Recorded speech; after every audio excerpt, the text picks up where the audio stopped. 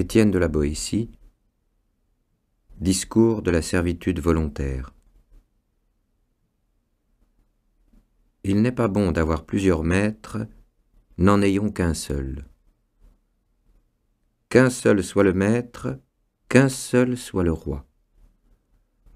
Voilà ce que déclara Ulysse en public, selon Homère. S'il eût dit seulement « il n'est pas bon d'avoir plusieurs maîtres », c'était suffisant. Mais au lieu d'en déduire que la domination de plusieurs ne peut être bonne, puisque la puissance d'un seul, dès qu'il prend ce titre de maître, est dure et déraisonnable, il ajoute au contraire « n'ayons qu'un seul maître ». Il faut peut-être excuser Ulysse d'avoir tenu ce langage qui lui servait alors pour apaiser la révolte de l'armée. Je crois qu'il adaptait plutôt son discours aux circonstances qu'à la vérité. Mais à la réflexion, c'est un malheur extrême que d'être assujetti à un maître dont on ne peut jamais être assuré de la bonté et qui a toujours le pouvoir d'être méchant quand il le voudra. Quant à obéir à plusieurs maîtres, c'est être autant de fois extrêmement malheureux. Je ne veux pas débattre ici la question tant de fois agitée, à savoir si d'autres sortes de républiques sont meilleures que la monarchie. Si j'avais à la débattre, avant de chercher quel rang la monarchie doit occuper parmi les divers modes de gouverner la chose publique, je demanderais si l'on doit même lui en accorder aucun, car il est difficile de croire qu'il y ait rien de public dans ce gouvernement où tout est à un seul.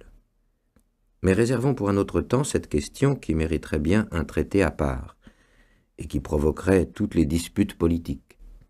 Pour le moment, je voudrais seulement comprendre comment il se peut que tant d'hommes, tant de bourgs, tant de villes, tant de nations supportent quelquefois un tyran seul, qui n'a de puissance que celle qu'il lui donne, qui n'a pouvoir de leur nuire qu'autant qu'ils veulent bien l'endurer, et qui ne pourrait leur faire aucun mal s'ils n'aimaient mieux tout souffrir de lui que de le contredire.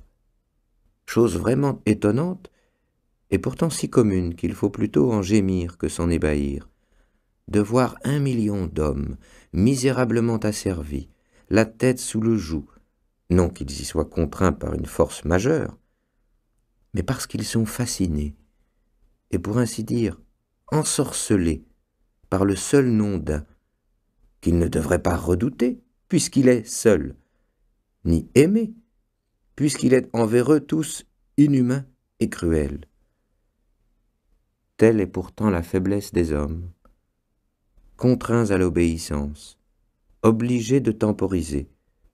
Ils ne peuvent pas être toujours les plus forts.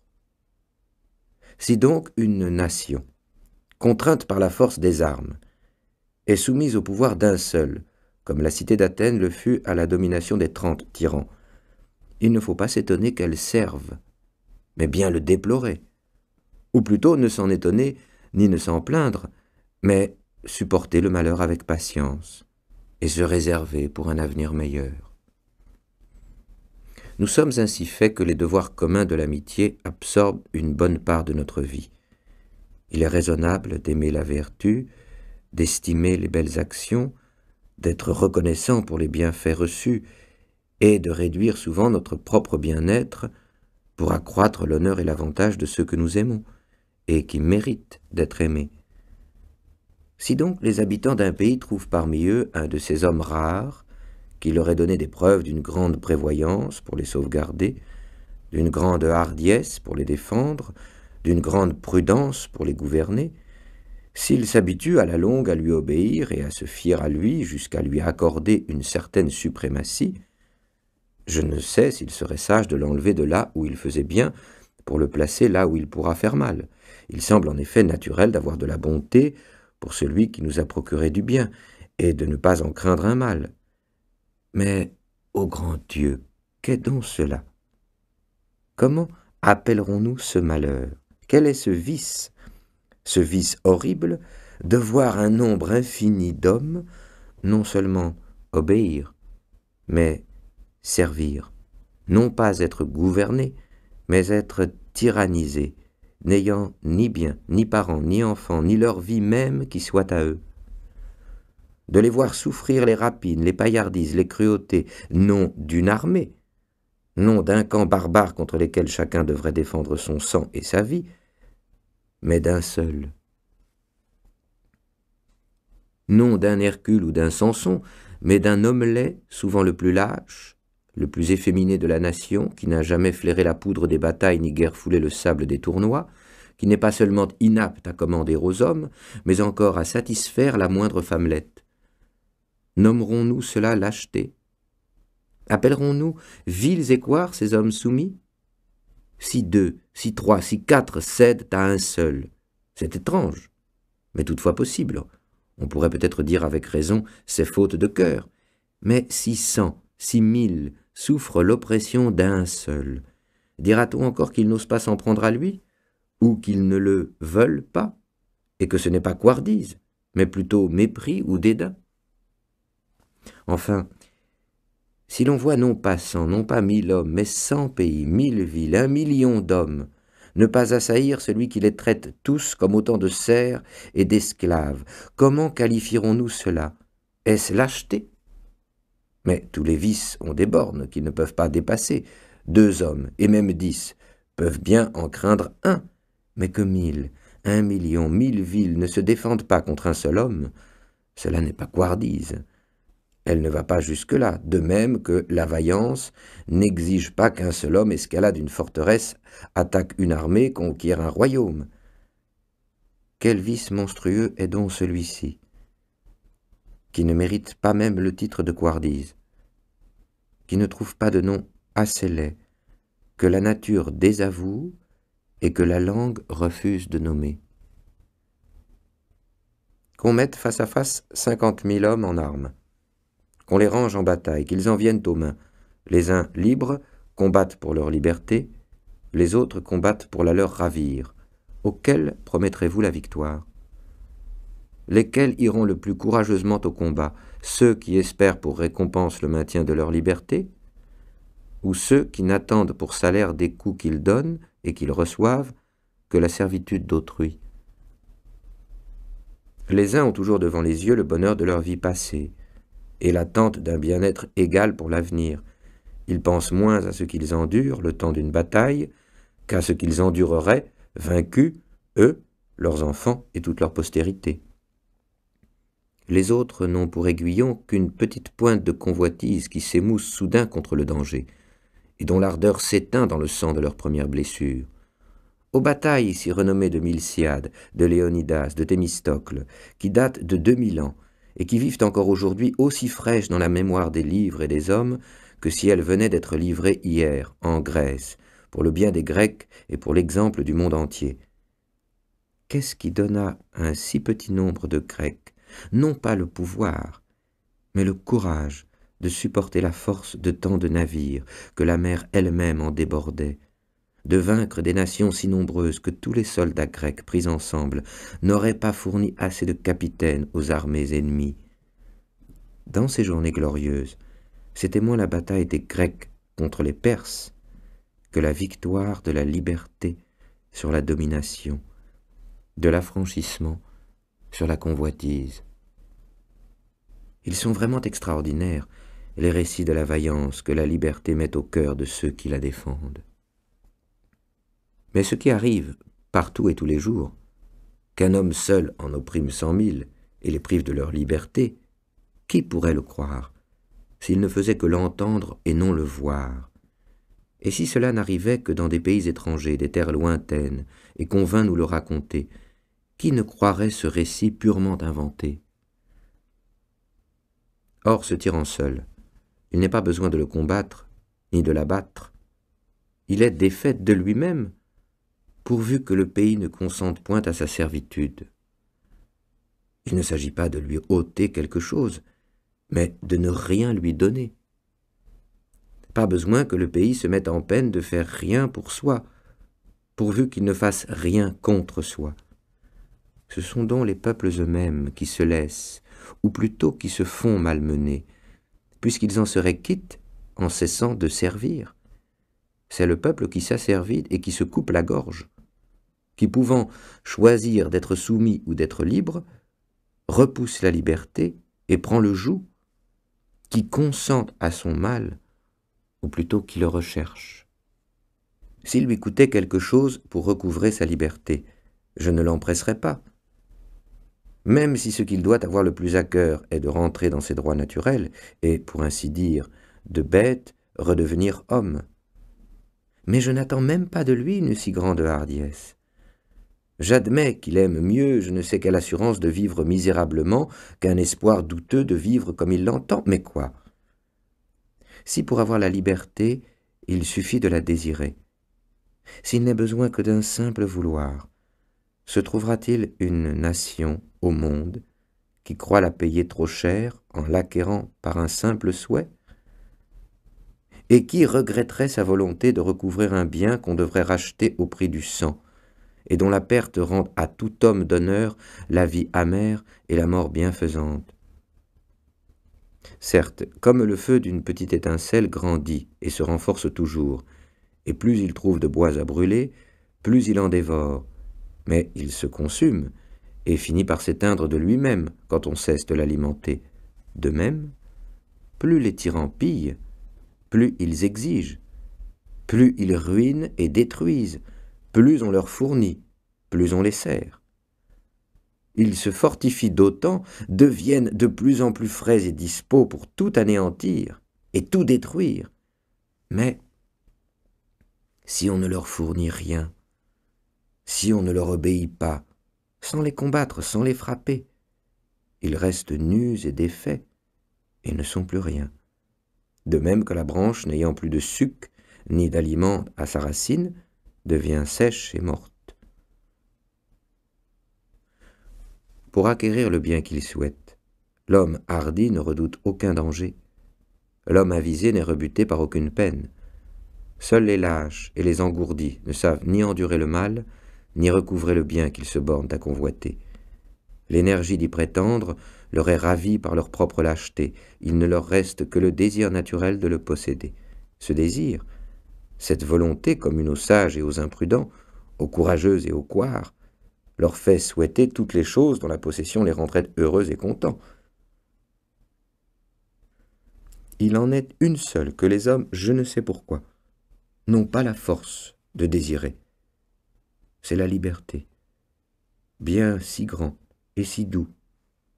Dès qu'elle est perdue, tous les maux s'ensuivent, et sans elle tous les autres biens corrompus par la servitude perdent entièrement leur goût et leur saveur.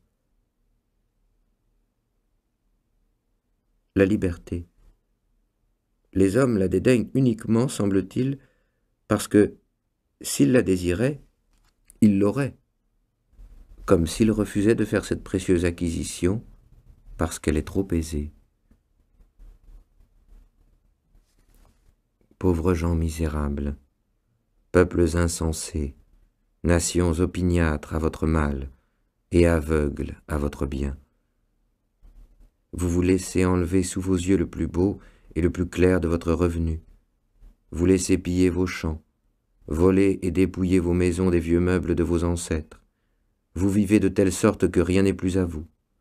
Il semble que vous regarderiez désormais comme un grand bonheur qu'on vous laissât seulement la moitié de vos biens, de vos familles, de vos vies.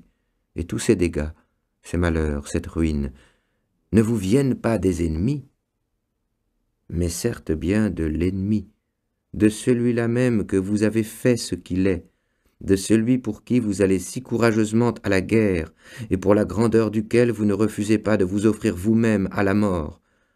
Ce maître n'a pourtant que 2 yeux, 2 mains, un corps, et rien de plus que n'a le dernier des habitants du nombre infini de nos villes. Ce qu'il a de plus, ce sont les moyens que vous lui fournissez pour vous détruire. D'où tire-t-il tous ces yeux qui vous épient, si ce n'est de vous? Comment a-t-il tant de mains pour vous frapper, s'il ne vous les emprunte? Les pieds dont il foule vos cités ne sont-ils pas aussi les vôtres? A-t-il pouvoir sur vous qui ne soit de vous-même? Comment oserait-il vous assaillir s'il n'était d'intelligence avec vous? Quel mal pourrait-il vous faire si vous n'étiez les receleurs du larron qui vous pille, les complices du meurtrier qui vous tue et les traîtres de vous-même? Vous semez vos champs pour qu'ils les dévastent, vous meublez et remplissez vos maisons pour fournir ces pilleries, vous élevez vos filles afin qu'ils puissent assouvir sa luxure, vous nourrissez vos enfants pour qu'ils en fassent des soldats dans le meilleur des cas, pour qu'ils les mènent à la guerre, à la boucherie, qu'ils les rendent ministres de ses convoitises et exécuteurs de ses vengeances. Vous vous usez à la peine, afin qu'il puisse se mignarder dans ses délices et se vautrer dans ses sales plaisirs. Vous vous affaiblissez, afin qu'il soit plus fort, et qu'il vous tienne plus rudement la bride plus courte. Et de tant d'indignité que les bêtes elles-mêmes ne supporteraient pas si elles les sentaient, vous pourriez vous délivrer, si vous essayiez, même pas de vous délivrer, seulement de le vouloir. Soyez résolus à ne plus servir, et vous voilà libre. Je ne vous demande pas de le pousser, de l'ébranler, mais seulement de ne plus le soutenir, et vous le verrez, tel un grand colosse dont on a brisé la base, fondre sous son poids et se rompre. Les médecins conseillent justement de ne pas chercher à guérir les plaies incurables. Et peut-être ai-je tort de vouloir ainsi exhorter un peuple qui semble avoir perdu depuis longtemps toute connaissance de son mal, ce qui montre assez que sa maladie est mortelle.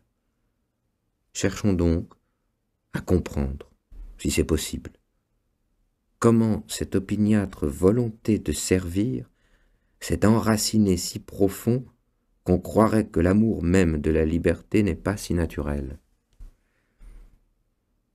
Il est hors de doute, je crois, que si nous vivions avec les droits que nous tenons de la nature, et d'après les préceptes qu'elle nous enseigne, nous serions naturellement soumis à nos parents, sujets de la raison, sans être esclaves de personne. Chacun de nous reconnaît en soi, tout naturellement, l'impulsion de l'obéissance envers ses pères et mères. Quant à savoir si la raison est en nous innée ou non, question débattue amplement par les académies et agitée par toute l'école des philosophes, je ne pense pas errer en disant qu'il y a dans notre âme un germe naturel de raison. Développé par les bons conseils et les bons exemples, ce germe s'épanouit en vertu, mais il avorte souvent, étouffé par les vices qui surviennent. Ce qu'il y a de clair et d'évident que personne ne peut ignorer, c'est que la nature, ministre de Dieu, gouvernante des hommes, nous a tous créés et coulés en quelque sorte dans le même moule, pour nous montrer que nous sommes tous égaux, ou plutôt frères. Et si, dans le partage qu'elle a fait de ses dons, elle a prodigué quelques avantages de corps ou d'esprit aux uns plus qu'aux autres, elle n'a cependant pas voulu nous mettre en ce monde comme sur un champ de bataille, et n'a pas envoyé ici-bas les plus forts ou les plus adroits, comme des brigands armés dans une forêt, pour y malmener les plus faibles. Croyons plutôt qu'en faisant ainsi des parts plus grandes aux uns, plus petites aux autres, elle a voulu faire naître en eux l'affection fraternelle, et les mettre à même de la pratiquer, puisque les uns ont la puissance de porter secours, tandis que les autres ont besoin d'en recevoir. Donc, puisque cette bonne mère nous a donné à tous toute la terre pour demeure, puisqu'elle nous a tous logés dans la même maison, nous a tous formés sur le même modèle, afin que chacun puisse se regarder et quasiment se reconnaître dans l'autre comme dans un miroir, puisqu'elle nous a fait à tous ce beau présent de la voix et de la parole, pour mieux nous rencontrer et fraterniser, et pour produire par la communication et l'échange de nos pensées la communion de nos volontés, puisqu'elle a cherché par tous les moyens à faire et à resserrer le nœud de notre alliance, de notre société, puisqu'elle a montré en toute chose qu'elle ne nous voulait pas seulement unis, mais tel un seul être, comment douter alors que nous ne soyons tous naturellement libres, puisque nous sommes tous égaux? Il ne peut entrer dans l'esprit de personne que la nature ait mis quiconque en servitude, puisqu'elle nous a tous mis en compagnie. À vrai dire, il est bien inutile de se demander si la liberté est naturelle, puisqu'on ne peut tenir aucun être en servitude sans lui faire tort. Il n'y a rien au monde de plus contraire à la nature, toute raisonnable, que l'injustice, La liberté est donc naturelle. C'est pourquoi, à mon avis, nous ne sommes pas seulement nés avec elle, mais aussi avec la passion de la défendre. Et s'il s'en trouve par hasard qui en doutent encore, abâtardis au point de ne pas reconnaître leurs dons ni leur passion native, il faut que je leur fasse l'honneur qu'ils méritent et que je hisse, pour ainsi dire, les bêtes brutes en chair, pour leur enseigner leur nature et leurs conditions. Les bêtes, Dieu me soit en aide. Si les hommes veulent bien les entendre, leurs cris « Vive la liberté !» Plusieurs d'entre elles meurent aussitôt prises. Tel le poisson qui perd la vie sitôt tiré de l'eau. Elles se laissent mourir pour ne point survivre à leur liberté naturelle. Si les animaux avaient entre eux des prééminences, ils feraient de cette liberté leur noblesse. D'autres bêtes, des plus grandes aux plus petites, lorsqu'on les prend, résistent si fort des ongles, des cornes, du bec, du pied, qu'elles démontrent assez quel prix elles accordent à ce qu'elles perdent. Une fois prises, elles nous donnent tant de signes flagrants de la connaissance de leur malheur qu'il est beau de les voir alors languir plutôt que vivre, et gémir sur leur bonheur perdu plutôt que de se plaire en servitude. Que veut dire d'autre l'éléphant lorsque, s'étant défendu jusqu'au bout, sans plus d'espoir, sur le point d'être pris, il enfonce ses mâchoires et casse ses dents contre les arbres, sinon que son grand désir de demeurer libre lui donne de l'esprit et l'avise de marchander avec les chasseurs, à voir s'il pourra s'acquitter par le prix de ses dents et si son ivoire, laissé pour rançon, rachètera sa liberté. Nous flattons le cheval dès sa naissance pour l'habituer à servir. Nos caresses ne l'empêchent pas de mordre son frein, de ruer sous l'éperon lorsqu'on veut le dompter. Il veut témoigner par là, ce me semble, qu'il ne sert pas de son gré, mais bien sous notre contrainte. Que dire encore? Même les bœufs, sous le joug, geignent, et les oiseaux, en cage, se plaignent.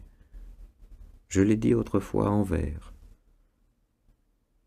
Ainsi donc, puisque tout être pourvu de sentiments sent le malheur de la sujétion et court après la liberté, puisque les bêtes, même faites au service de l'homme, ne peuvent s'y soumettre qu'après avoir protesté d'un désir contraire, quelle malchance a pu dénaturer l'homme, seul vraiment né pour vivre libre, au point de lui faire perdre la souvenance de son premier état et le désir de le reprendre.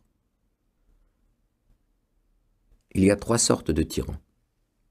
Les uns règnent par l'élection du peuple, les autres par la force des armes, les derniers par succession de races. Ceux qui ont acquis le pouvoir par le droit de la guerre s'y comportent, on le sait et le dit fort justement, comme en pays conquis. Ceux qui naissent rois, en général, ne sont guère meilleurs. Nés et nourris au sein de la tyrannie, ils sucent avec le lait le naturel du tyran, et ils regardent les peuples qui leur sont soumis comme leurs serfs héréditaires. Selon leur penchant dominant, avares ou prodigues, ils usent du royaume comme de leur héritage. Quant à celui qui tient son pouvoir du peuple, il semble qu'il devrait être plus supportable. Il le serait, je crois, si dès qu'il se voit élevé au-dessus de tous les autres, flatté par je ne sais quoi qu'on appelle grandeur, il ne décidait de n'en plus bouger. Il considère presque toujours la puissance que le peuple lui a léguée comme devant être transmise à ses enfants. Or, dès que ceux-ci ont adopté cette opinion, il est étrange de voir combien ils surpassent en toutes sortes de vices et même en cruauté tous les autres tyrans. Ils ne trouvent pas meilleur moyen pour assurer leur nouvelle tyrannie que de renforcer la servitude et d'écarter si bien les idées de liberté de l'esprit de leurs sujets que, pour récent qu'en soit le souvenir, ils s'effacent bientôt de leur mémoire.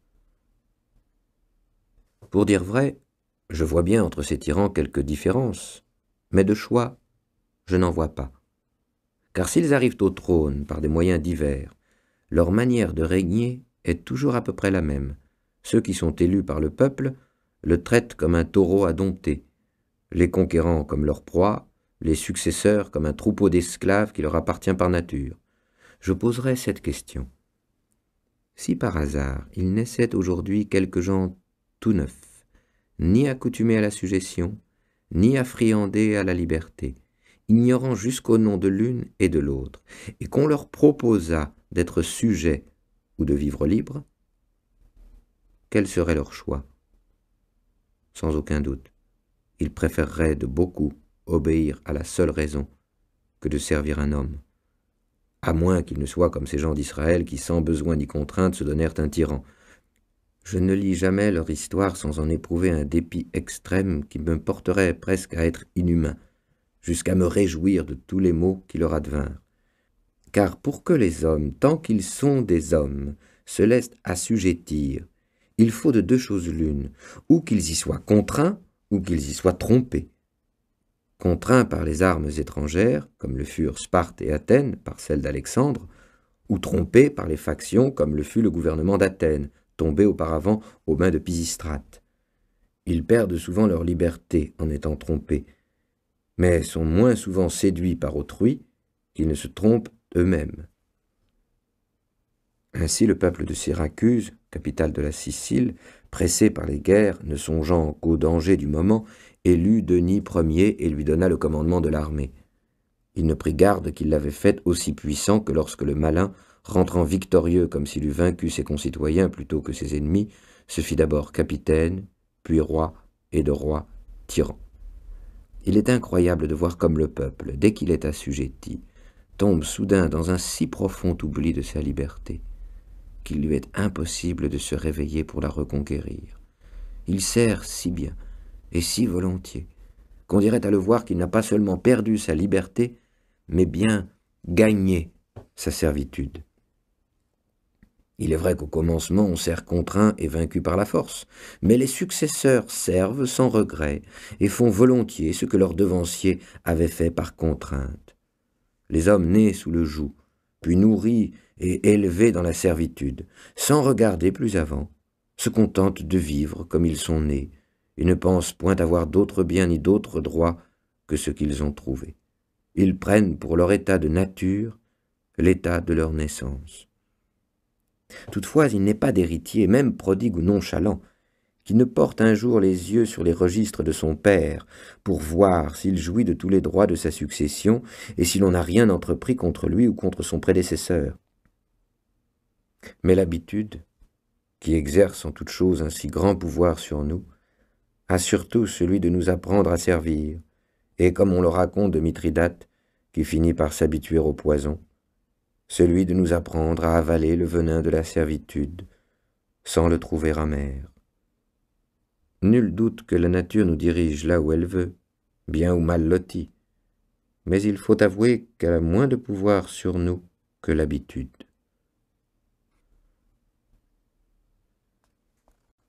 Si bon que soit le naturel, il se perd s'il n'est entretenu, et l'habitude nous forme toujours à sa manière, en dépit de la nature. Les semences de bien que la nature met en nous sont si menues, si frêles, qu'elles ne peuvent résister au moindre choc d'une habitude contraire. Elles s'entretiennent moins facilement qu'elles ne s'abâtardissent, et même dégénèrent, tels ces arbres fruitiers qui conservent les caractères de leur espèce tant qu'on les laisse venir, mais qui les perdent pour porter des fruits différents des leurs, selon la manière dont on les greffe. Les herbes aussi ont chacune leur propriété, leur naturel, leur singularité. Pourtant la durée, les intempéries, le sol ou la main du jardinier augmentent ou diminuent de beaucoup leurs vertus. La plante qu'on a vue dans un pays n'est souvent plus reconnaissable dans un autre.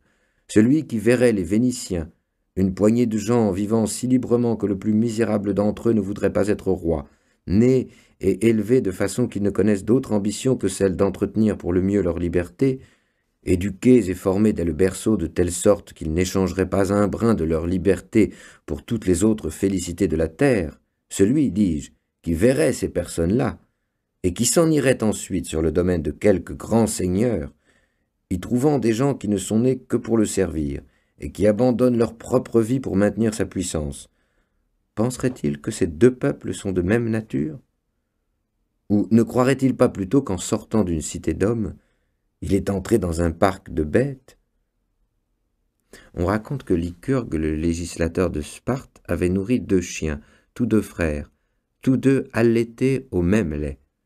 L'un était engraissé à la cuisine, l'autre habitué à courir les champs au son de la trompe et du cornet. Voulant montrer aux Lacédémoniens que les hommes sont tels que la culture les a faits, il exposa les 2 chiens sur la place publique et mit entre eux une soupe et un lièvre. L'un courut au plat, l'autre au lièvre. Et pourtant, dit-il, ils sont frères. Celui-là, avec ses lois et son art poétique, éduqua et forma si bien les Lacédémoniens que chacun d'eux préférait souffrir 1000 morts plutôt que de se soumettre à un autre maître que la loi et la raison. Je prends plaisir à rappeler ici une anecdote concernant l'un des favoris de Xerxès, grand roi de Perse, et 2 Spartiates. Lorsque Xerxès faisait ses préparatifs de guerre pour conquérir la Grèce entière, il envoya ses ambassadeurs dans plusieurs villes de ce pays pour demander de l'eau et de la terre. C'était la manière qu'avaient les Perses de sommer les villes de se rendre. Il se garda bien d'en envoyer à Sparte, ni à Athènes, parce que les Spartiates et les Athéniens, auxquels son père Darius en avait envoyé auparavant, les avaient jetés, les uns dans les fossés, les autres dans les puits, en leur disant « Allez-y, prenez là de l'eau et de la terre, et portez-les à votre prince. » Ces gens ne pouvaient souffrir que, même par la moindre parole, on attentât à leur liberté. Les Spartiates reconnurent qu'en agissant de la sorte, ils avaient offensé les dieux, et surtout Taltibille, le dieu des héros. Ils résolurent donc, pour les apaiser, d'envoyer à Xerxès 2 de leurs concitoyens afin que, disposant d'eux à son gré, il pût se venger sur eux du meurtre des ambassadeurs de son père. 2 Spartiates, l'un nommé Spertiès et l'autre Bulis, s'offrirent comme victimes volontaires. Ils partirent. Arrivés au palais d'un Perse nommé Hydarne, lieutenant du roi pour toutes les villes d'Asie qui étaient sur les côtes de la mer, celui-ci les accueillit fort honorablement, leur fit grande chère, et de fil en aiguille leur demanda pourquoi ils rejetaient si fort l'amitié du roi. « Spartiates, dit-il, voyez par mon exemple comment le roi sait honorer ceux qu'il mérite. Croyez que si vous étiez à son service, et qu'il vous eût connu, vous seriez tous les 2 gouverneurs de quelque ville grecque. » Les Lacédémoniens répondirent « En ceci, Hydarne, tu ne pourrais nous donner un bon conseil, car si tu as essayé le bonheur que tu nous promets, tu ignores entièrement celui dont nous jouissons. Tu as éprouvé la faveur du roi, mais tu ne sais pas quel goût délicieux a la liberté. Or, si tu en avais seulement goûté, tu nous conseillerais de la défendre, non seulement avec la lance et le bouclier, mais avec les dents et avec les ongles. » Seuls les Spartiates disaient vrai. Mais chacun parlait ici selon l'éducation qu'il avait reçue, car il était aussi impossible aux Persans de regretter la liberté dont ils n'avaient jamais joui qu'aux Lacédémoniens qui l'avaient savourée d'endurer l'esclavage. Caton d'Utique, encore enfant et sous la férule de son maître, allait souvent voir le dictateur Sylla, chez qui il avait ses entrées, tant à cause du rang de sa famille que de ses liens de parenté.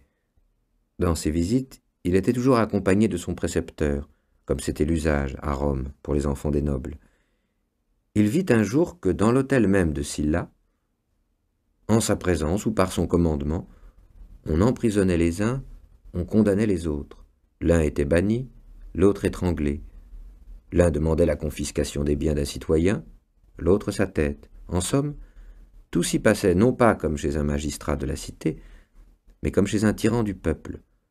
C'était moins le sanctuaire de la justice qu'une caverne de tyrannie. Ce jeune garçon dit à son précepteur « Que ne me donnez-vous un poignard? Je le cacherai sous ma robe.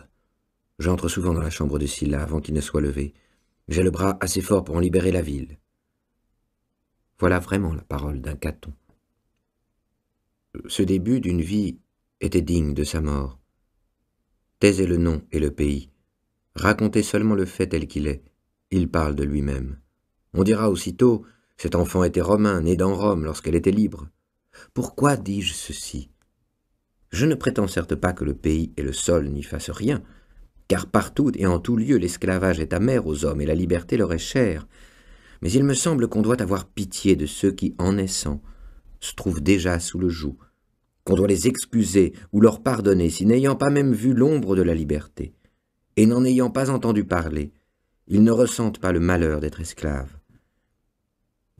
S'il est des pays, comme le dit Homère, de celui des Cimériens, où le soleil se montre tout différent qu'à nous, où après les avoir éclairés pendant 6 mois consécutifs, il les laisse dans l'obscurité durant les 6 autres mois, faut-il s'étonner que ceux qui naissent pendant cette longue nuit, s'ils n'ont point ouï parler de la clarté ni jamais vu le jour, s'accoutument aux ténèbres, où ils sont nés sans désirer la lumière. On ne regrette jamais ce qu'on n'a jamais eu. Le chagrin ne vient qu'après le plaisir, et toujours à la connaissance du malheur se joint le souvenir de quelque joie passée. La nature de l'homme est d'être libre et de vouloir l'être, mais il prend facilement un autre pli lorsque l'éducation le lui donne. Disons que si toute chose devienne naturelle à l'homme lorsqu'il s'y habitue, seul reste dans sa nature celui qui ne désire que les choses simples et non altérées. Ainsi la première raison de la servitude volontaire, c'est l'habitude. Voilà ce qui arrive aux plus braves chevaux qui d'abord mordent leurs freins et après s'en jouent, qui regimbant naguère sous la selle, se présentent maintenant d'eux-mêmes sous le harnais et, tout fiers, se rengorgent sous l'armure. Ils disent qu'ils ont toujours été sujets, que leurs pères ont vécu ainsi, ils pensent qu'ils sont tenus d'endurer le mal, s'en persuadent par des exemples et consolident eux-mêmes par la durée la possession de ceux qui les tyrannisent. Mais en vérité, les années ne donnent jamais le droit de mal faire. Elles accroissent l'injure. Ils s'en trouvent toujours certains, mieux nés que les autres, qui sentent le poids du joug et ne peuvent se retenir de le secouer, qui ne s'apprivoisent jamais à la sujétion, et qui, comme Ulysse cherchait par terre et par mer à revoir la fumée de sa maison, n'ont garde d'oublier leurs droits naturels, leurs origines, leur état premier, et s'empressent de les revendiquer en toute occasion. Ceux-là, ayant l'entendement net et l'esprit clairvoyant, ne se contentent pas, comme les ignorants, de voir ce qui est à leurs pieds sans regarder ni derrière ni devant. Ils se remémorent les choses passées pour juger le présent et prévoir l'avenir. Ce sont eux qui, ayant d'eux-mêmes la tête bien faite, l'ont encore affinée par l'étude et le savoir. Ceux-là, quand la liberté serait entièrement perdue et bannie de ce monde, l'imaginent et la sentent dans leur esprit et la savourent, et la servitude les dégoûte, pour si bien qu'on l'accoutre. Le grand Turc s'est bien aperçu que les livres et la pensée donnent plus que toute autre chose aux hommes le sentiment de leur dignité et la haine de la tyrannie. Je comprends que dans son pays, il n'a guère de savants, ni n'en demande.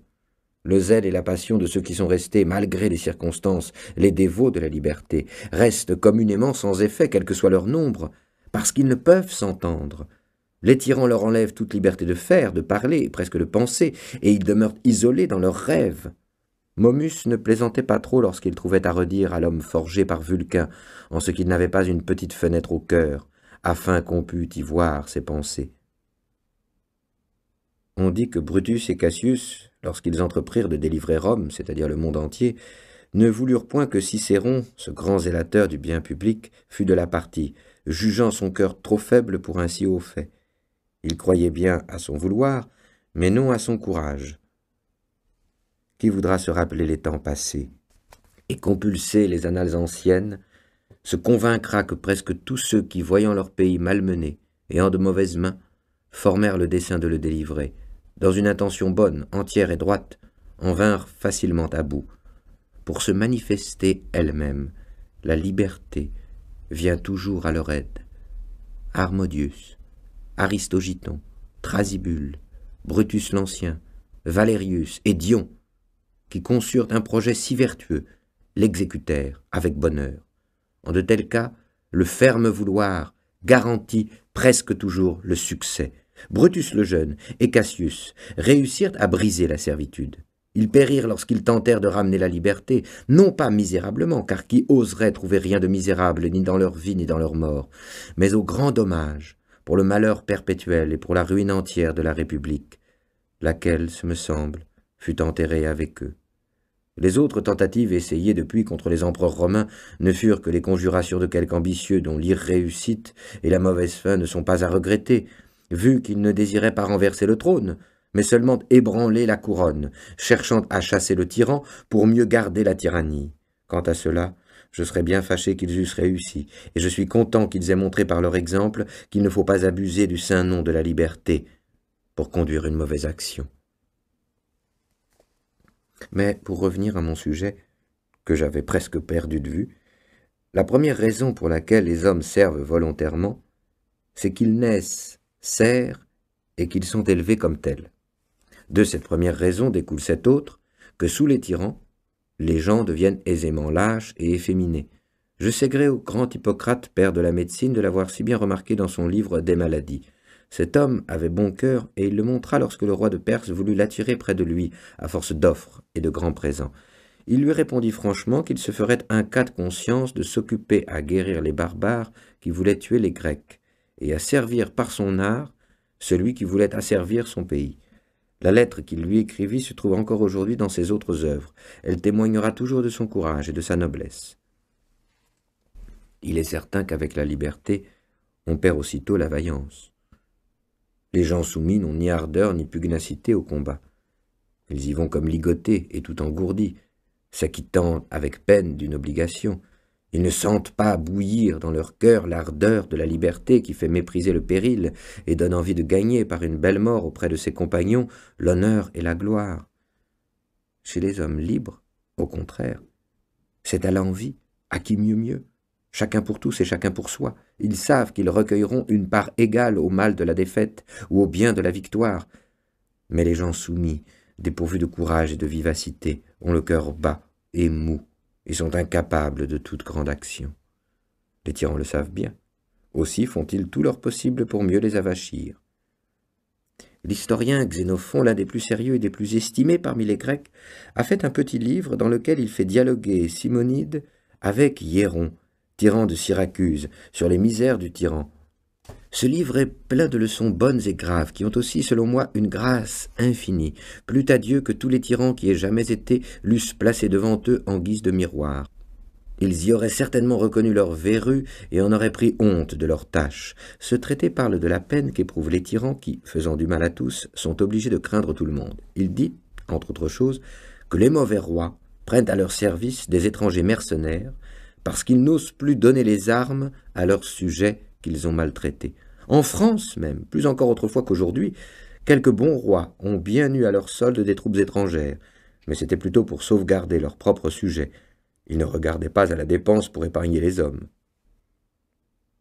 C'était aussi, je crois, l'opinion du grand Scipion l'Africain, qui aimait mieux avoir sauvé la vie d'un citoyen que d'avoir défait 100 ennemis. Mais ce qui est certain, c'est que le tyran ne croit jamais sa puissance assurée s'il n'est pas parvenu au point de n'avoir pour sujet que des hommes sans valeur. On pourrait lui dire à juste titre ce que, d'après Terence, Thrason disait au maître des éléphants « Si brave donc vous êtes, que vous avez charge des bêtes ?» Cette ruse des tyrans d'abêtir leur sujet n'a jamais été plus évidente que dans la conduite de Cyrus envers les Lydiens, après qu'il se fut emparé de leur capitale, et qu'il eut pris pour captif Crésus, ce roi si riche. On lui apporta la nouvelle que les habitants de Sardes s'étaient révoltés. Il les eut bientôt réduits à l'obéissance. Mais ne voulant pas saccager une aussi belle ville, ni être obligé d'y tenir une armée pour la maîtriser, il s'avisa d'un expédient admirable pour s'en assurer la possession. Il y établit des bordels, des tavernes et des jeux publics, et publia une ordonnance qui obligeait les citoyens à s'y rendre. Il se trouva si bien de cette garnison que par la suite, il n'eut plus à tirer l'épée contre les Lydiens. Ces misérables s'amusèrent à inventer toutes sortes de jeux, si bien que de leur nom même, les Latins formèrent le mot par lequel ils désignaient ce que nous appelons passe-temps, qu'ils nommaient ludi, par corruption de Lydie. Tous les tyrans n'ont pas déclaré aussi expressément vouloir efféminer leur sujet, mais de fait, ce que celui-là ordonna formellement, la plupart d'entre eux l'ont fait en cachette. Tel est le penchant naturel du peuple ignorant qui d'ordinaire est plus nombreux dans les villes, il est soupçonneux envers celui qu'il aime et confiant envers celui qui le trompe. Ne croyez pas qu'il y ait nul oiseau qui se prenne mieux à la pipée ni aucun poisson qui, pour la friandise du ver, morde plutôt à l'hameçon que tous ces peuples qui se laissent promptement allécher à la servitude pour la moindre douceur qu'on leur fait goûter. Ces choses merveilleuses qu'ils se laissent aller si promptement, pour peu qu'on les chatouille. Le théâtre, les jeux, les farces, les spectacles, les gladiateurs, les bêtes curieuses, les médailles, les tableaux et autres drogues de cette espèce étaient pour les peuples anciens les appâts de la servitude, le prix de leur liberté ravie, les outils de la tyrannie. Ce moyen, cette pratique, ces allèchements étaient ceux qu'employaient les anciens tyrans pour endormir leurs sujets sous le joug. Ainsi les peuples abrutis, trouvant beaux tous ces passe-temps, amusés d'un vain plaisir qui les éblouissait, s'habituaient à servir aussi niaisement, mais plus mal que les petits enfants n'apprennent à lire avec des images brillantes. Les tyrans romains renchérirent encore sur ces moyens, en faisant souvent festoyer les décuries, en gorgeant comme il le fallait cette canaille qui se laisse aller plutôt qu'à toute autre chose au plaisir de la bouche. Ainsi le plus éveillé d'entre eux n'aurait pas quitté son écuelle de soupe pour recouvrer la liberté de la République de Platon. Les tyrans faisaient largesse du quart de blé, du septier de vin, du sesterce, et c'était pitié alors d'entendre crier « Vive le roi !» Ces lourdeaux ne s'avisaient pas qu'ils ne faisaient que recouvrer une part de leurs biens, et que cette part même qu'ils en recouvraient, le tyran n'aurait pu la leur donner si auparavant il ne la leur avait enlevée. Tels ramassaient aujourd'hui le sesterce, tels se gorgeaient au festin public en bénissant Tibère et Néron de leur libéralité, qui, le lendemain, contraint d'abandonner ses biens à l'avidité, ses enfants à la luxure, son sang même à la cruauté de ces empereurs magnifiques, ne disait mot, pas plus qu'une pierre, et ne se remuait pas plus qu'une souche. Le peuple ignorant a toujours été ainsi. Au plaisir qu'il ne peut honnêtement recevoir, il est tout dispos et dissolu. Au tort et à la douleur qu'il peut honnêtement souffrir, il est insensible. Je ne vois personne aujourd'hui qui, entendant parler de Néron, ne tremble au seul nom de ce vilain monstre, de cette sale peste du monde. Il faut pourtant dire qu'après la mort, aussi dégoûtante que sa vie, de ce bout de feu, de ce bourreau, de cette bête sauvage, ce fameux peuple romain en éprouva tant de déplaisir, se rappelant ses jeux et ses festins, qu'il fut sur le point d'emporter le deuil. C'est du moins ce qu'en écrit Tacite, excellent auteur, historien des plus fiables.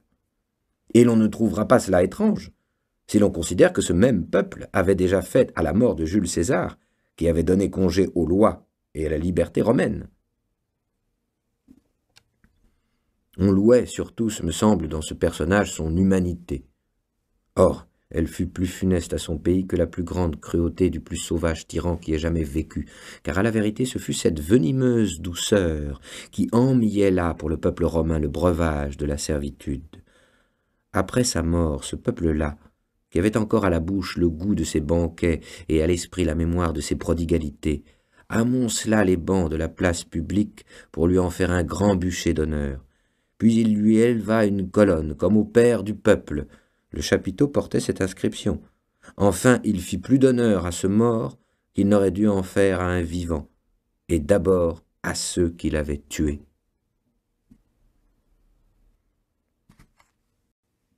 Les empereurs romains n'oubliaient surtout pas de prendre le titre de tribun du peuple, parce que cet office était tenu pour saint et sacré.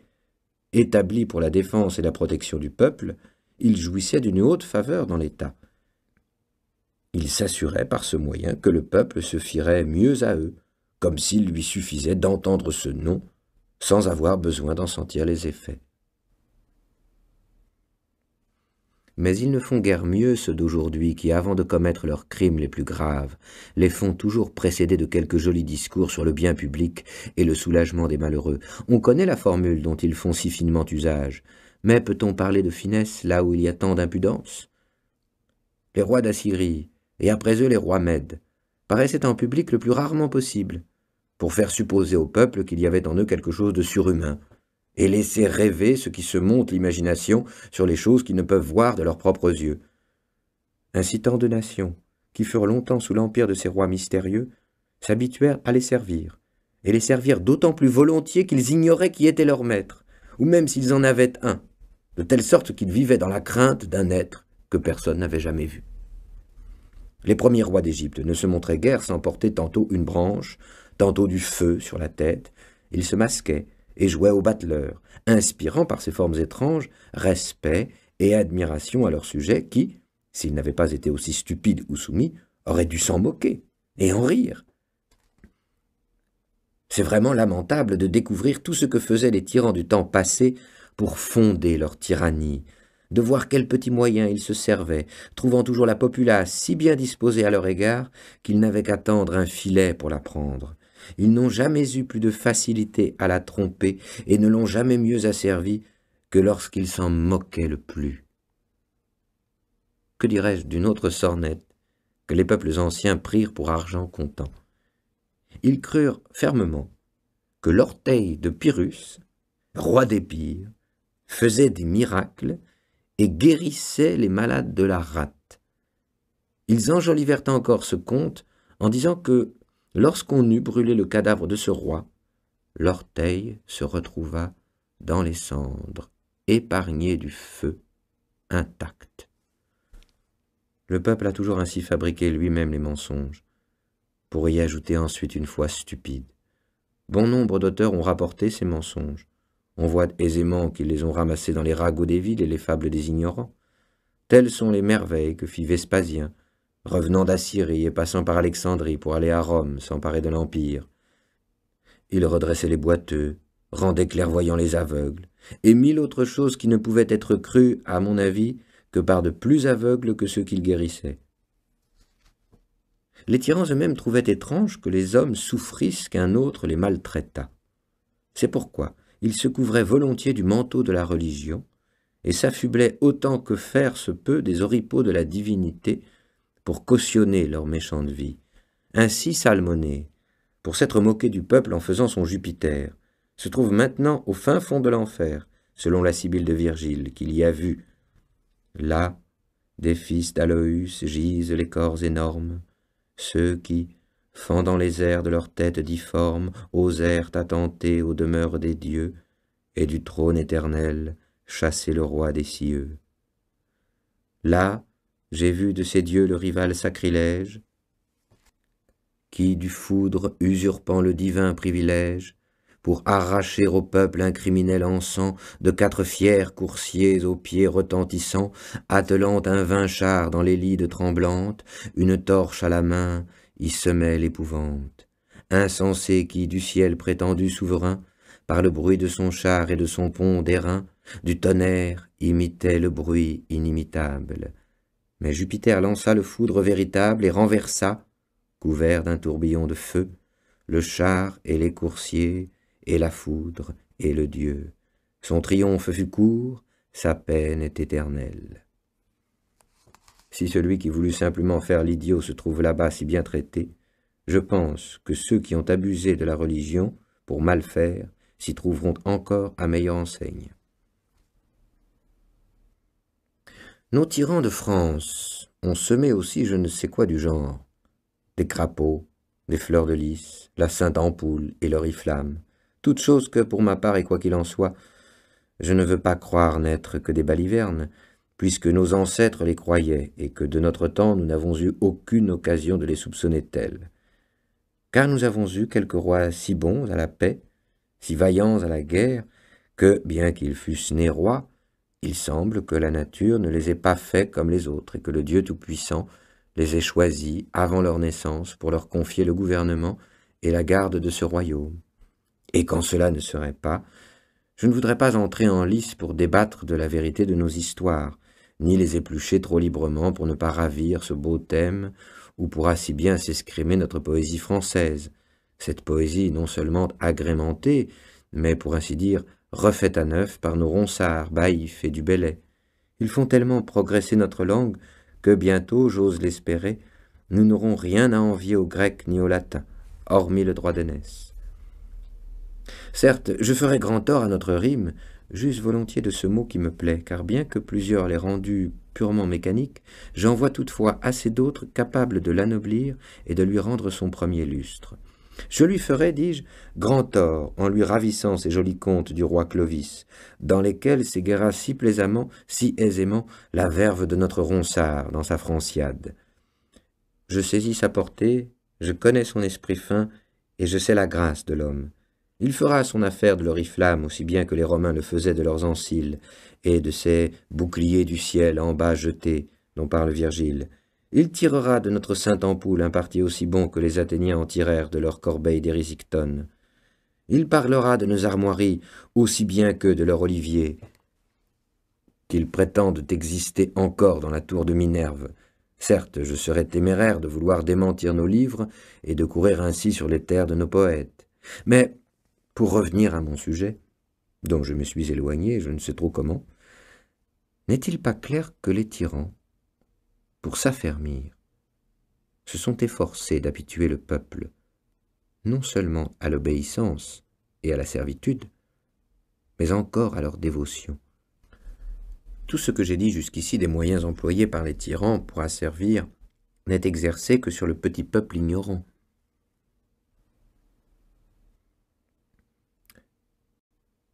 J'en arrive maintenant à un point qui est, selon moi, le ressort et le secret de la domination, le soutien et le fondement de toute tyrannie.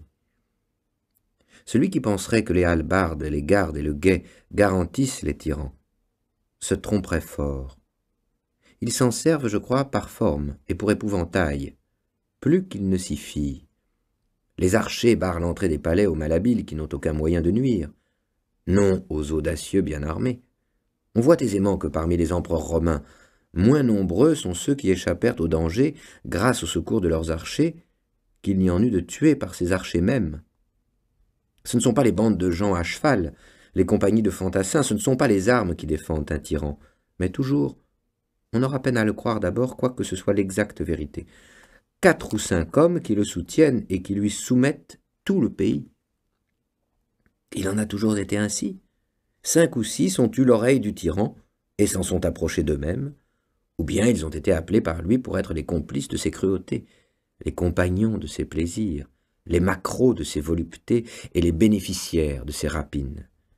Ces 6 dressent si bien leur chef qu'il en devient méchant envers la société, non seulement de sa propre méchanceté, mais encore des leurs. Ces 6 en ont sous eux 600, qu'ils corrompent autant qu'ils ont corrompu le tyran. Ces 600 en tiennent sous leur dépendance 6000, qu'ils élèvent en dignité. Ils leur font donner le gouvernement des provinces ou le maniement des deniers, afin de les tenir par leur avidité ou par leur cruauté, afin qu'ils les exercent à point nommé, et fassent d'ailleurs tant de mal qu'ils ne puissent se maintenir que sous leur ombre, qu'ils ne puissent s'exempter des lois et des peines que grâce à leur protection. Grande est la série de ceux qui les suivent.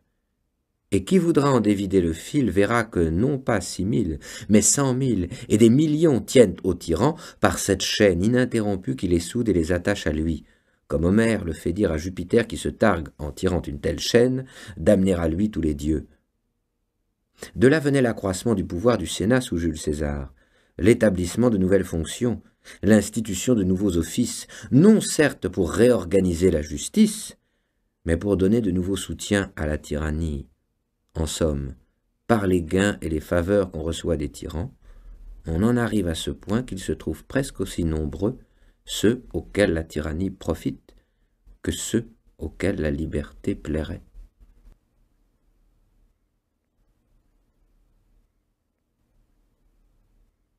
Au dire des médecins, bien que rien ne paraisse changer dans notre corps, dès que quelque tumeur se manifeste en un seul endroit, toutes les humeurs se portent vers cette partie véreuse. De même, dès qu'un roi s'est déclaré tyran, tout le mauvais, toute la lie du royaume, je ne dis pas un tas de petits friponneaux et de faquins qui ne peuvent faire ni mal ni bien dans un pays, mais ceux qui sont possédés d'une ambition ardente et d'une avidité notable, se groupent autour de lui et le soutiennent pour avoir part au butin et pour être, sous le grand tyran, autant de petits tyranneaux. Tels sont les grands voleurs et les fameux corsaires. Les uns courent le pays, les autres pourchassent les voyageurs. Les uns sont en embuscade, les autres au guet. Les uns massacrent, les autres dépouillent. Et bien qu'il y ait entre eux des prééminences, que les uns ne soient que des valets et les autres des chefs de bande, à la fin, il n'y en a pas un qui ne profite, sinon du butin principal, du moins de ses restes. On dit que les pirates ciliciens se rassemblèrent en un si grand nombre qu'il fallut envoyer contre eux le grand Pompée, et qu'ils attirèrent à leur alliance plusieurs belles et grandes villes, dans les havres desquelles, en revenant de leur course, ils se mettaient en sûreté, leur donnant en échange une part des pillages qu'elles avaient recélés. C'est ainsi que le tyran a servi les sujets les uns par les autres. Il est gardé par ce dont il devrait se garder, s'il valait quelque chose. Mais on l'a fort bien dit, pour fendre le bois, on se fait des coins du bois même. Tels sont ces archers, ces gardes, ces hallebardiers.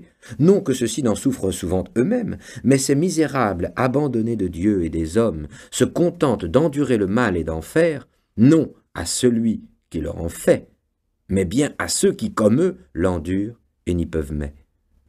Quand je pense à ces gens qui flattent le tyran pour exploiter sa tyrannie et la servitude du peuple, je suis presque aussi souvent ébahi de leur méchanceté qu'apitoyé de leur sottise, car à vrai dire, s'approcher du tyran, est-ce autre chose que s'éloigner de sa liberté et pour ainsi dire embrasser et serrer à deux mains sa servitude? Qu'ils mettent un moment à part leur ambition, qu'ils se dégagent un peu de leur avidité, et puis qu'ils se regardent, qu'ils se considèrent eux-mêmes. Ils verront clairement que ces villageois, ces paysans qu'ils foulent aux pieds, et qu'ils traitent comme des forçats ou des esclaves, ils verront, dis-je, que ceux-là, si malmenés, sont plus heureux qu'eux, et en quelque sorte plus libres. Le laboureur et l'artisan, pour asservi qu'il soit, en sont quittes en obéissant, mais le tyran voit ceux qui l'entourent coquinant et mendiant sa faveur. Il ne faut pas seulement qu'il fasse ce qu'il ordonne, mais aussi qu'il pense ce qu'il veut, et souvent même, pour le satisfaire, qu'il prévienne ses propres désirs. Ce n'est pas le tout de lui obéir, il faut encore lui complaire, il faut qu'il se rompe, se tourmente, se tue à traiter ses affaires, et puisqu'il ne se plaise qu'à son plaisir, qu'il sacrifie leur goût au sien, qu'il force leur tempérament et dépouille leur naturel, il faut qu'il soit attentif à ses paroles, à sa voix, à ses regards, à ses gestes, que leurs yeux, leurs pieds, leurs mains soient continuellement occupés à épier ses volontés et à deviner ses pensées. Est-ce là vivre heureux? Est-ce même vivre? Est-il rien au monde de plus insupportable que cet état? Je ne dis pas pour tout homme de cœur, mais encore pour celui qui n'a que le simple bon sens, ou même figure d'homme. Quelle condition est plus misérable que celle de vivre ainsi, n'ayant rien à soi, et tenant d'un autre son aise, sa liberté, son corps et sa vie? Mais ils veulent servir pour amasser des biens, comme s'ils pouvaient rien gagner qui fût à eux, puisqu'ils ne peuvent même pas dire qu'ils sont à eux-mêmes, et comme si quelqu'un pouvait avoir quelque chose à soi sous un tyran. Ils veulent se rendre possesseurs de biens, oubliant que ce sont eux qui lui donnent la force de ravir tout à tous, et de ne rien laisser qu'on puisse dire être à personne. Ils voient pourtant que ce sont les biens qui rendent les hommes dépendants de sa cruauté, qu'il n'y a aucun crime plus digne de mort, selon lui, que l'avantage d'autrui, qu'il n'aime que les richesses et ne s'attaque qu'aux riches. Ceux-là viennent cependant se présenter à lui comme des moutons devant le boucher, pleins et bien repus, comme pour lui faire envie.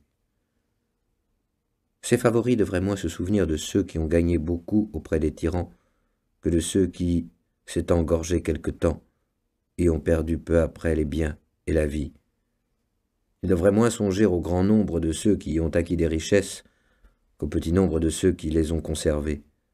Qu'on parcourt toutes les histoires anciennes, et qu'on rappelle toutes celles dont nous nous souvenons, on verra combien nombreux sont ceux qui, arrivés par de mauvais moyens jusqu'à l'oreille des princes, soit en flattant leurs mauvais penchants, soit en abusant de leur naïveté, ont fini par être écrasés par ces mêmes princes qui avaient mis autant de facilité à les élever que d'inconstance à les défendre. Parmi le grand nombre de ceux qui se sont trouvés auprès des mauvais rois, il en est peu ou presque pas qui n'aient éprouvé eux-mêmes la cruauté du tyran, qu'ils avaient auparavant attisé contre d'autres.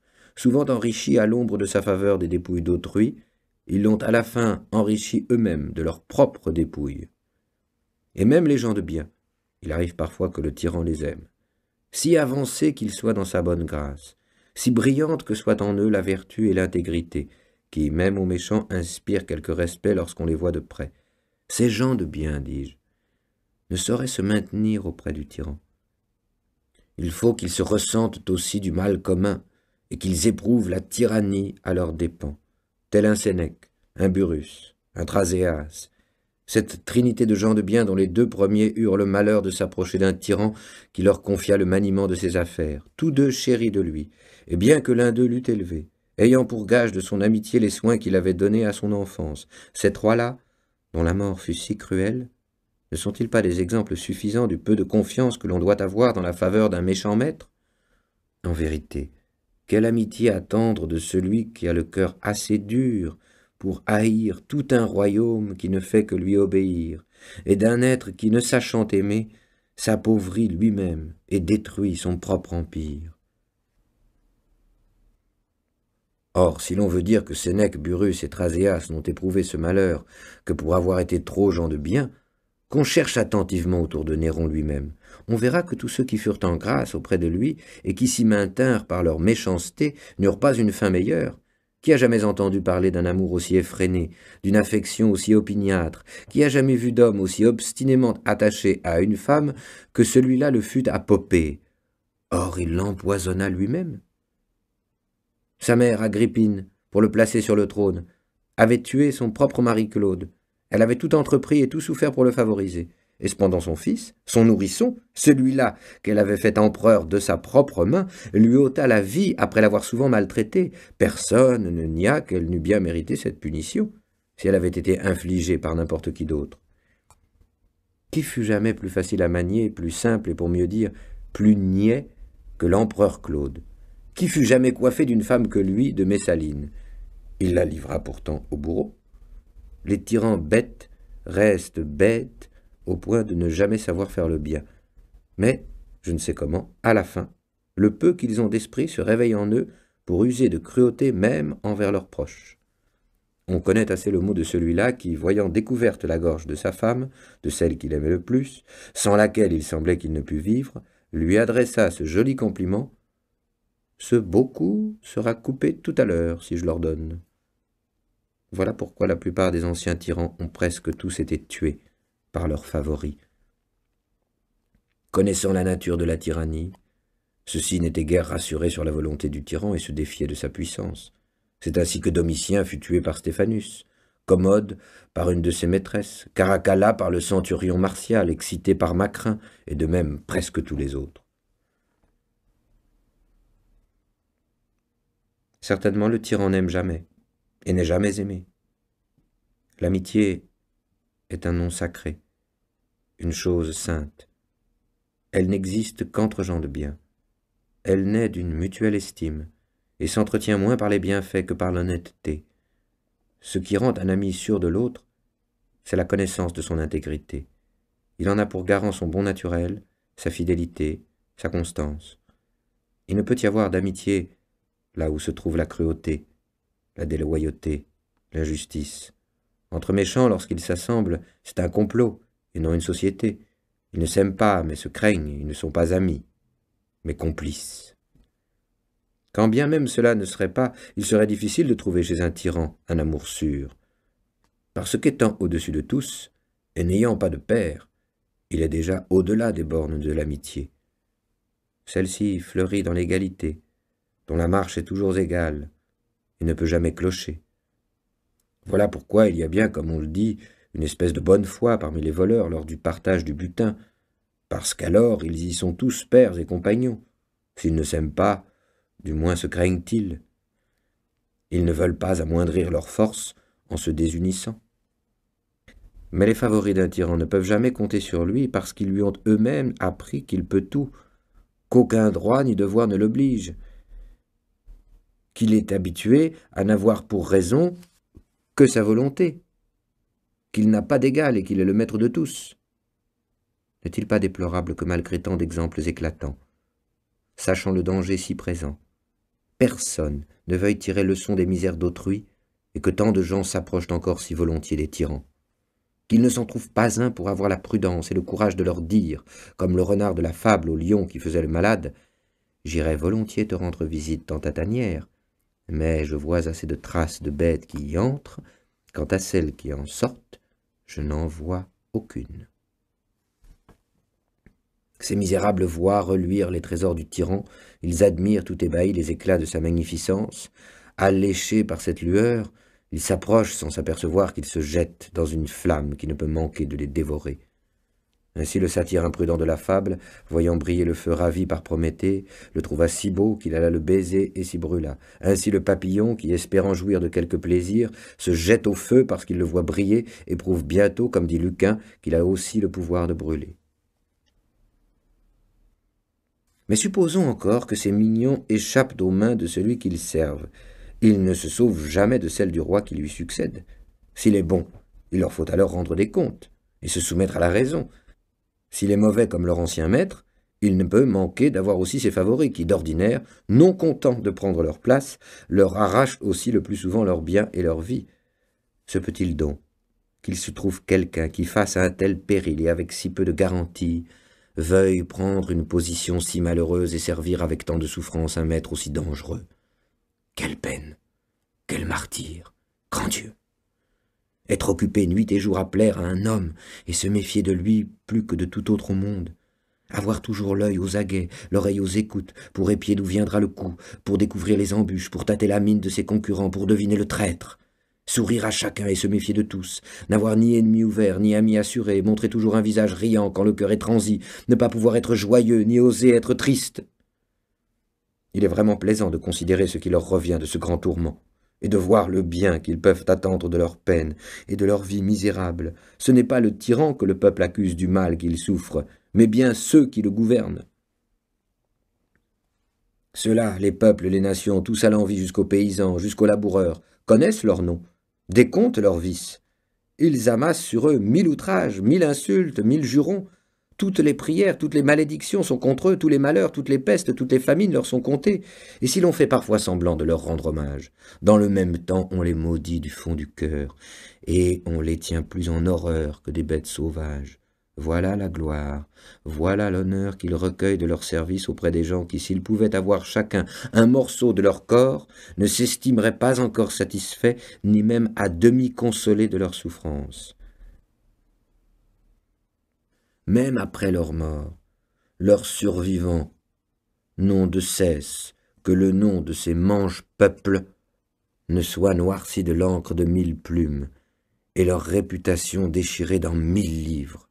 Même leurs os sont, pour ainsi dire, traînés dans la boue par la postérité, comme pour les punir encore après leur mort de leur méchante vie. Apprenons donc, apprenons à bien faire. Levons les yeux vers le ciel pour notre honneur ou pour l'amour de la vertu. Mieux encore, pour ceux du Dieu Tout-Puissant, fidèle témoin de nos actes et juge de nos fautes. Pour moi, je pense, et ne crois pas me tromper, puisque rien n'est plus contraire à un Dieu bon et libéral que la tyrannie, qu'il réserve là-bas tout exprès pour les tyrans et leurs complices quelques peines particulières.